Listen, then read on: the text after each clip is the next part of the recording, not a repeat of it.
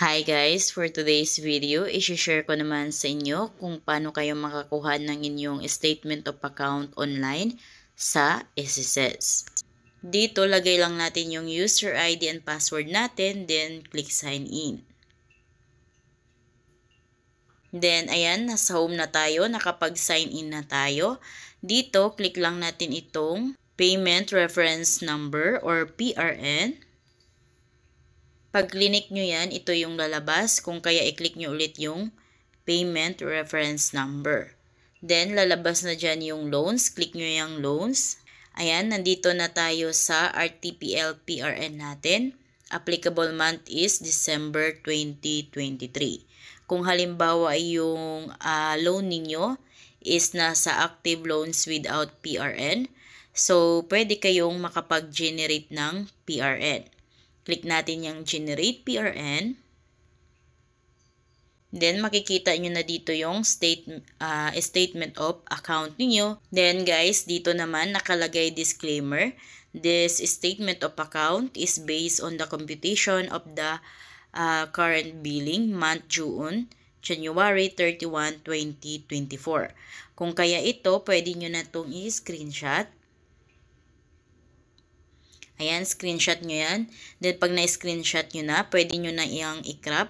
I-crop nyo na lang yan, guys, hanggang dito. Ayan.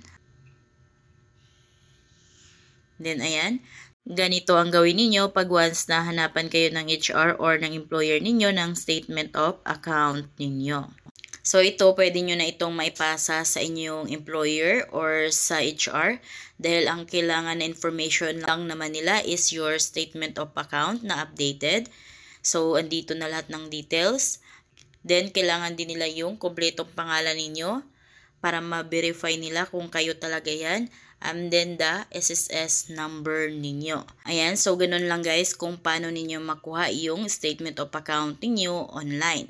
Pero kung halimbawa naman gusto nyo nang magbayad, so pwede namang mag-generate PRN na kayo. Then dito pala guys, dahil may bagong update si SSS, so tuwing 7th day of the month is available yung payment reference number niyo dito or itong loan niyo is mapupunta dito sa active loans with PRN tuwing 7th day of the month.